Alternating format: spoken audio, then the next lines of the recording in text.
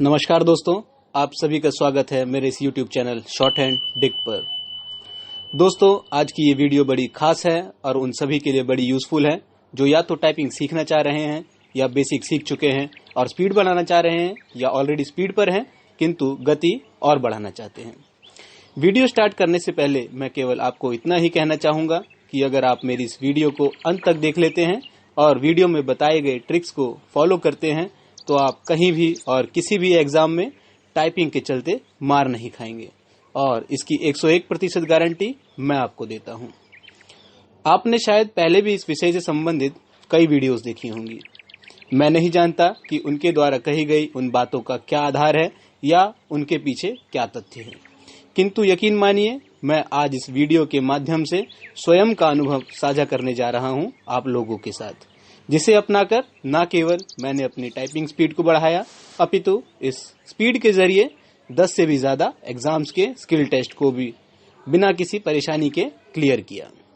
इस वीडियो में मैं आपको कुछ ट्रिक्स बताऊंगा और वीडियो के अंत में क्या करें और क्या ना करें आदि विषयों पर चर्चा भी करूंगा।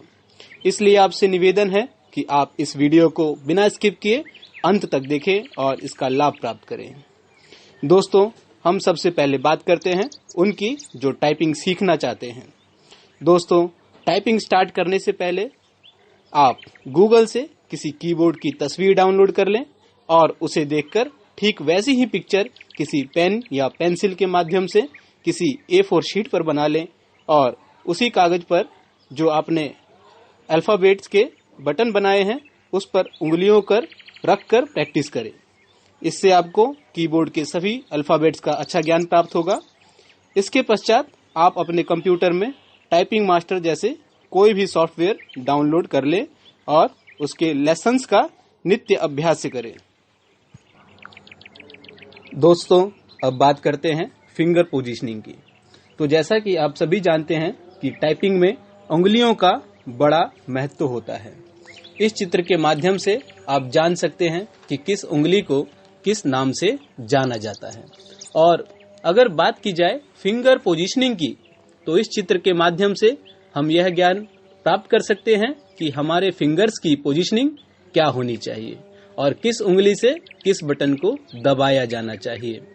टाइपिंग के दौरान सबसे पहले फिंगर्स को होम रो या मिडल रो पर सेट करवाया जाता है जो ये होती है। इसके अंतर्गत लेफ्ट हैंड के लिटिल फिंगर से A, रिंग फिंगर से S, मिडिल फिंगर से D और फर्स्ट फिंगर से F और G कीज प्रेस की जाती हैं और इसी प्रकार राइट हैंड की इन अंगुलियों से इन कीज को प्रेस करना होता है जैसा कि चित्र में दिखाया गया है। दोस्तों, याद रखिए कि आपको राइट हैंड के थंब से ही हमेशा स्पेस बार को प्रेस करना है, ना कि लेफ्ट हैंड के थंब से। इस चित्र में आप देख सकते हैं कि किस उंगली से आपको किस अल्फाबेट को दबाना है। जैसा कि लेफ्ट हैंड के लिटिल फिंगर से एक Q, A, शिफ्ट और कंट्रोल प्रेस करना होता है और ठीक इसी प्रकार अलग अलग उंगलियों से इन उंगलियों में दिखाए गए या लिखे हुए अल्फाबेट या न्यूमेरिक को प्रेस करना होता है। इस पर आपकी प्रैक्टिस ऐसी होनी चाहिए कि आप आंखों को बंद करके भी सही बटन प्रेस कर सके। अब बात करते हैं स्पीड कैसे बढ़ाएं। दोस्तों, आपने अभी तक अपने एक्सपीरियंस में यह पाया होगा कि यदि हम किसी से पूछते हैं कि टाइपिंग स्पीड कैसे बढ़ाई जाए तो सामने से यही जवाब आता है कि टाइपिंग करते समय सीधे होकर बैठो, हाथों को कीबोर्ड के सहारे मत रखो, सिर को सीधा रखो, पैर जमीन पर मत रखो इत्यादि। मगर मित्रों, ये स्पीड बढ़ाने के तरीके नहीं, मात्र आपकी पोजीशनिंग है कि आपको टाइपिंग करते समय किस मुद्रा में बैठना चाहिए, इसके अलावा और कुछ भी नहीं। तो चलिए बात करते हैं मेरे उन ट्रिक्स या टिप्स की।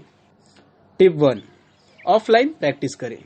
दोस्तों, आजकल ऑनलाइन टाइपिंग करना प्रचलन में है, किंतु स्पीड बढ़ाने में यह इतना कारगर नहीं है और ना ही यह आपके लिए अधिक लाभदायक सिद्ध होगा, क्योंकि इसमें कुछ लिमिटेड पैसेज होते हैं जिसके करके आपको किसी भी प्रकार का कोई अन्य एक्सपोजर नहीं मिल पाता और आप कई नई वर्ड से वंचित रह जाते हैं। ऐसे में आपको ऑफलाइन प्रैक्टिस करना चाहिए और अगर मैटर की बात की जाए तो टाइपिंग के लिए सबसे अच्छा मैटर इंग्लिश न्यूज़पेपर का आर्टिकल वाला पोर्शन होता है, क्योंकि उसमें सभी प्रकार के नए, कठिन और ऐसे शब्द होते हैं जो प्रचलन में हैं। हालांकि अगर बात की जाए एग्जाम्स में आने वाले मैटर की, तो अखबार के कंपैरिजन में वह बड़ी सरल होती है। और यदि आपने अखबार के आर्टिकल्स की प्रैक्टिस की हुई होगी तो आपको टक्कर देना किसी के लिए सरल नहीं होगा, क्योंकि जिसने कठिन मैटर का अभ्यास किया होगा उसके लिए एग्जाम में आए मैटर को टाइप करना बड़ा ही सरल होगा। टिप 2, मेरी दूसरी टिप आप लोगों के लिए यह है कि आप टाइपिंग की प्रैक्टिस कंप्यूटर के नोटपैड पर ही करें, ना कि MS वर्ड पर। ऐसा मैं इसलिए कह रहा हूं क्योंकि सीधे ही MS वर्ड पर टाइपिंग करके आप स्वयं का सही आकलन नहीं कर सकेंगे। ऐसे में आप मैटर को नोटपैड पर टाइप करें और तत्पश्चात उस मैटर को कॉपी कर MS वर्ड पर पेस्ट कर दे। ऐसा करने पर आपको रेड अंडरलाइन से तुरंत ही यह पता चल जाएगा कि आपने क्या क्या गलतियां की है और उस मैटर को टाइप करते समय, और आप उससे प्रैक्टिस के माध्यम से सुधार सकेंगे। आप MS वर्ड में इस ऑप्शन के जरिए यह भी पता कर सकते हैं कि आपने कितने वर्ड्स टाइप किए हैं और इसके माध्यम से आप अपनी गति भी जान सकते हैं। मान लीजिए 400 वर्ड्स का कोई मैटर आपने 10 मिनट में टाइप किया है, तो 400 को 10 से भाग करेंगे और पाएंगे कि आपने 40 वर्ड्स पर मिनट की गति से मैटर को टाइप किया है। टिप 3, प्रोनाउन की प्रैक्टिस करें। जिन शब्दों का प्रयोग नाउन के स्थान पर किया जाता है उन्हें प्रोनाउन कहा जाता है।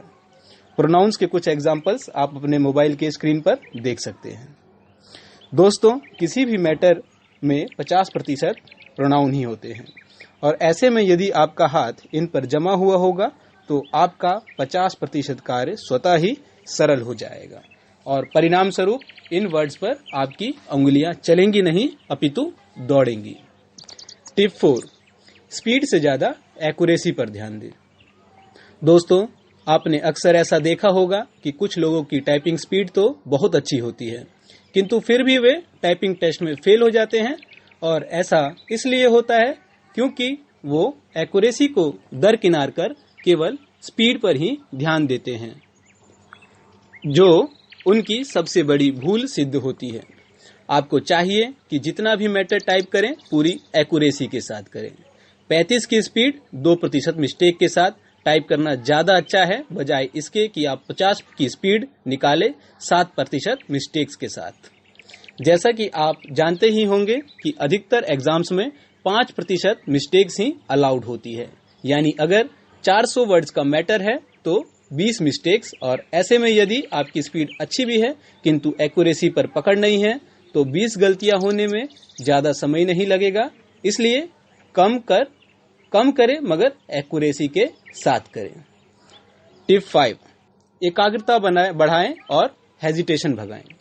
दोस्तों, आप लोगों के साथ अक्सर ऐसा होता होगा कि अकेले में तो आप अच्छे से टाइपिंग कर लेते होंगे, मगर जैसे ही कोई आपके पीछे या साइड में आकर खड़ा हो जाए या एग्जाम हॉल की भीड़ में आप उस गति में टाइप करने में स्वयं को असमर्थ पाते हो या ज्यादा गलती कर बैठते हो। ऐसा लैक ऑफ कंसंट्रेशन की वजह से होता है। ऐसे में आपको माइंड को कंसंट्रेट करना आना चाहिए, जिसके लिए आपको टाइपिंग करते समय कान में हेडफोन लगाकर किसी गाने को सुनते हुए मैटर को टाइप करना चाहिए। शुरुआत के 2-3 दिन यह बड़ा चुनौतीपूर्ण एवं संघर्ष भरा होगा, मगर यकीन मानिए इसके पश्चात आपकी एकाग्रता में कभी कमी नहीं आएगी। दूसरा उपाय यह है कि यदि संभव हो तो टाइपिंग करते समय आप अपने पीछे भाई, बहन, माता पिता या किसी को भी खड़ा कर लें और फिर उनकी निगरानी में टाइपिंग करें। ऐसा करने से आपकी हेजिटेशन पूर्णतः समाप्त हो जाएगी और आप भीड़ में भी स्वयं का चित्त एकाग्र रख सकेंगे। टिप 6, कीबोर्ड और बैकस्पेस को भूल जाएं। मित्रों, अगर आपको वाकई में कुछ दिनों में अपनी टाइपिंग स्पीड बढ़ानी है तो आपको टाइपिंग करते हुए कीबोर्ड की ओर देखना तुरंत ही बंद करना होगा, क्योंकि अगर टाइपिंग करते हुए बार बार कीबोर्ड की ओर देखेंगे तो आपका माइंड डिस्ट्रैक्ट होगा, समय व्यर्थ होगा और संभव है कि कोई लाइन भी छूट जाए। फलतः आपकी स्पीड तो कम होगी वरन आपकी मिस्टेक्स भी बढ़ जाएंगी। और ठीक इसी प्रकार बैक स्पेस से भी आप स्वयं को बचाना होगा, क्योंकि अक्सर देखा जाता है कि बच्चे टाइपिंग के दौरान यदि कोई मिस्टेक कर बैठते हैं तो वे तुरंत ही बैक स्पेस के माध्यम से इस गलती को सुधारने का प्रयत्न करते हैं, जो उनको नहीं करना चाहिए। वे अपनी उस एक गलती को सुधारने की एवज में अपने पूरे एकाग्रता की बलि चढ़ा बैठते हैं। तो ऐसा करने से आपको बचना चाहिए। टिप 7, नित्य अभ्यास। दोस्तों, अच्छी स्पीड पाने के लिए प्रैक्टिस मस्ट है। इसका कोई सब्स्टिट्यूट या कोई ऐसा सिंपल ट्रिक नहीं है जिसे अपनाकर 7 दिनों में आप अपनी गति 0 से 60 पर पहुंचा लें। हाँ, ये तभी संभव हो सकता है जब आप नित्य अभ्यास करें। दोस्तों, मैं आप सभी को यह भी एडवाइस करूंगा कि कई घंटों की प्रैक्टिस एक साथ ना करें, क्योंकि ऐसा करने से आपकी बॉडी और माइंड में थकावट आएगी और गलतियां कम होने की बजाय और बढ़ जाएंगी।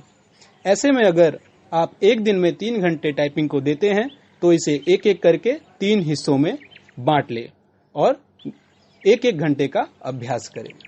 और ऐसा भी बिल्कुल ना करें कि 2 दिन प्रैक्टिस ना कर तीसरे दिन 4 घंटे की एक्स्ट्रा प्रैक्टिस स्टार्ट कर दें, क्योंकि ऐसा करने से आपको कोई भी लाभ प्राप्त नहीं होने वाला।